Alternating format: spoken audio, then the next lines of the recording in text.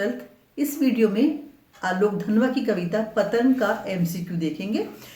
पतंग कविता आखिर क्या है, पहले इसके बारे में मैं आपको बताती हूँ। आलोक धनवा ने पतंग नामक कविता में बाल सुलभ इच्छाओं और उमंगों का सुंदर चित्रण किया है। प्रकृति में जो परिवर्तन होते हैं उन परिवर्तनों को तरह तरह के बिंब से हमें समझाने की कोशिश की है। पतंग बच्चों की उमंग का एक रंग बिरंगा सपना होता है। जब पतंग आसमान में उड़ती है तब बच्चे सोचते हैं कि शायद वो भी आसमान में उड़ रहे हैं और वो आसमान की ऊंचाइयों को छू लेना चाहते हैं। अब पतंग का एमसीक्यू देखते हैं, जिसका पहला प्रश्न है, आलोक धनवा की पतंग कविता किस संग्रह से ली गई है।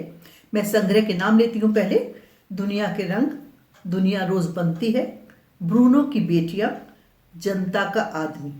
तो आलोक धनवा की पतंग नामक कविता दुनिया रोज बनती है नामक संग्रह से ली गई है। दूसरा प्रश्न बच्चों से संबंधित है। बच्चे पतंगों के साथ साथ किसके सहारे उड़ते हैं। फूलों के सहारे, धागे के सहारे, कल्पना के सहारे या पंखों के सहारे। तो बच्चे कल्पना के सहारे पतंग के साथ साथ आकाश में उड़ते हैं, ऐसा वो फील करते हैं। नेक्स्ट प्रश्न है, कपास किसका प्रतीक है। कपास यानी कि रुई। रुई जो एकदम सॉफ्ट होती है, कोमल होती है। तो इसके ऑप्शन है कोमलता, शांति, रोशनी, ठंड। ठंड में कपास का प्रयोग हम अवश्य करते हैं, लेकिन कपास जो है वो कोमलता का प्रतीक है। खेलते कूदते बच्चे दिशाओं को किसके समान बजाते हैं। बजाने से मेरा मतलब है किसके समान वो उनको लगता है। बजाने से अर्थ है किसी भी साज को बजाना। बांसुरी के समान, मृदंग के समान, सितार के समान, गिटार के समान। तो खेलते कूदते बच्चे दिशाओं को मृदंग के समान बजाते हैं, यानी उनका शोर चारों दिशाओं में इस तरह से फैल जाता है जिस तरह से मृदंग की आवाज दूर दूर जाती है। मृदंग एक प्रकार की ढोलक होती है। पतंग कविता के अनुसार किस ऋतु में आकाश मुलायम हो जाता है। मुलायम का अर्थ है कोमल हो जाता है। शिशिर ऋतु, शरद ऋतु, बसंत ऋतु, ग्रीष्म ऋतु।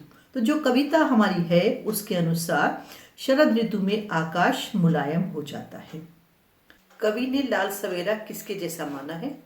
लाल सेब जैसा, खरगोश की आंखों जैसा, गरम चाय जैसा, सूरज की धूप जैसा। तो कविता में लाल सवेरा खरगोश की आंखों जैसा माना है। दुनिया की सबसे हल्की और रंगीन चीज कवि किसे मानते हैं। पत्ते को, फूल को, पतंग को, धूल को। तो दुनिया की सबसे हल्की चीज कवि के हिसाब से पतंग है।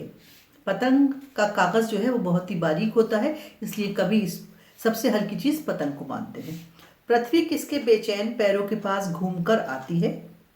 तितली के, पक्षी के, बच्चों के, खरगोश के। तो कविता में पृथ्वी बच्चों के बेचैन पैरों के पास आती है, ऐसा बताया गया है। कविता में किस ऋतु के विषय में बताया गया है कि वह पुलों को पार करते हुए आती है। शरद ऋतु, वर्षा ऋतु, ग्रीष्म ऋतु, बसंत ऋतु। तो कविता में शरद ऋतु के विषय में बताया गया है। कविता में शरद क्या चलाता है। घोड़ा, कार, साइकिल, बाइक। तो कविता में शरद साइकिल चलाता है। शरद से अर्थ यहाँ पर शरद ऋतु से है। शरद ने क्या बजाया। तबला, ढोलक, घंटी, थाली। तो शरद घंटी बजाता हुआ आता है। शरद का अर्थ शरद ऋतु। शरद बच्चों के झुंड को कैसे बुलाता है। तिरछे इशारों से, सीधे इशारों से, चमकीले इशारों से, शोर शराबे से। तो शरद ऋतु बच्चों को चमकीले इशारे कर कर अपनी तरफ बुलाती है। शरद की साइकिल कैसी है। लाल, नीली, सफेद, चमकीली। तो शरद की साइकिल चमकीली है। बच्चे किसके समान लचीले होते हैं। रबर के समान, फूल के समान, डाल के समान, घास के समान। तो कविता कहती है कि बच्चे डाल के समान लचीले होते हैं, तभी जब वो पतंग उड़ाते उड़ाते छतों की मुंडेरों की तरफ चले जाते हैं, यानी छत के एंड पर पहुंच जाते हैं, उसके बाद भी गिरते नहीं हैं। उनके शरीर का लचीलापन उन्हें संभाल लेता है, और जब वो संभल जाते हैं, जब वो एक बार गिरने से बच जाते हैं, दोबारा निडरता से और पतंग उड़ाते हैं और डर उनका बिल्कुल निकल जाता है। कविता के अनुसार बच्चों के मन किसके साथ उड़ते हैं। पक्षियों के, बादलों के, पतंगों के, जहाजों के। तो कविता के अनुसार बच्चों के मन पतंगों के साथ उड़ते रहते हैं। मृदंग किससे कहते हैं? शहनाई को, तबले को, लंबी ढोलक को, गिटार को। तो मृदंग लंबी ढोलक कहलाती है। ये तो आपके हो गए थोड़े से इस कविता के एमसीक्यू। इसके बाद मैं इस कविता का काव्य सौंदर्य आपको बताती हूँ। देखिए, कवि का नाम है हमारे आलोक धनवा, कविता हमारी है पतंग। काव्य सौंदर्य, शिल्प सौंदर्य या विशेष, प्रश्न चाहे कुछ भी हो लेकिन उत्तर सबका समान होता है। जो काव्य सौंदर्य को शिल्प सौंदर्य और विशेष भी कहा जाता है। इस कविता की भाषा के बारे में पहले बात करते हैं।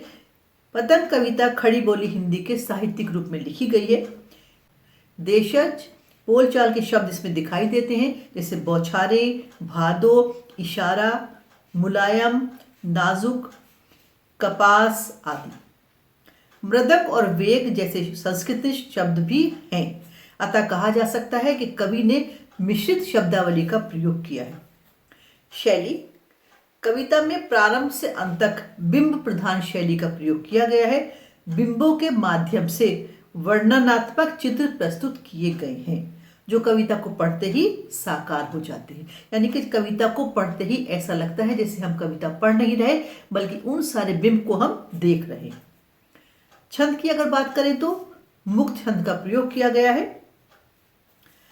आधुनिक छंद मुक्त काव्य रचना जिसमें यति, गति और मात्राओं का कोई तालमेल न होकर कवि के भावों के अनुरूप काव्य पाठ छंद है। कोई पंक्ति 8 शब्दों की है तो कोई 2 शब्दों की, लेकिन इतने पर भी जो छंद है उसमें एक प्रवाह है, यानी कि फ्लो है। अलंकार, सहज और सरल कविता में अलंकार योजना एकदम नई और प्रभावशाली है। मानवीकरण, अनुप्रास, उपमा, पुनरुक्ति प्रकाश अलंकारों का सुंदर प्रयोग है। खरगोश की आंखों जैसा डाल सवेरा और डाल की तरह लचीले वेग से पंक्तियों में उपमा अलंकार है। शरद आया पुलों को पार करते हुए, साइकिल चलाते हुए और पतंग की धड़कती ऊंचाई पंक्तियों में मानवीकरण अलंकार है। सुनहले सूरज के सामने पंक्ति में अनुप्रास अलंकार है। छतों को नरम बनाना पंक्ति में विरोधाभास अलंकार है। दिशाओं के मृदंग पंक्ति में रूपक अलंकार है। साथ साथ में पुनरुक्ति प्रकाश है। खतरनाक, सुनहले, तेज, बेचैन आदि विशेषणों का सुंदर प्रयोग है। कवि ने बच्चों की चेष्टाओं का मनोहारी वर्णन किया है। बच्चों की चंचलता पूरी कविता में दिखाई देती है। बच्चे खतरों का सामना करके और भी साहसी बनते हैं, इस भाव की अभिव्यक्ति की गई है। बच्चों का निडर होकर सपने साकार करना उनकी इस मना स्थिति का परिचायक है कि हर खतरे से खेलकर युवा पीढ़ी अपने सपनों को साकार करने की क्षमता रखती है। इस प्रकार ये आपका काव्य सौंदर्य हो गया और इससे पहले मैंने इसी वीडियो में आपको एमसीक्यू बताया। अब कविता का मैं आपको सारांश बताती हूँ। जब सबसे तेज बौछारें चली जाती हैं, बारिश का मौसम बीत जाता है, तब शरद ऋतु आ जाती है। मौसम सुहाना हो जाता है और पूरा एक चक्र हमारे जो मौसम का है, जो सीजन का है, वो पूरा हो जाता है। बच्चे आसमान में पतंग उड़ाने लगते हैं और उनकी किलकारियाँ, उनकी सीटियाँ, उनके जितने भी हाव भाव हैं वो चारों ओर फैल जाते हैं। बच्चे बहुत चंचल और नाजुक होते हैं। वो कपास के समान कोमल होते हैं।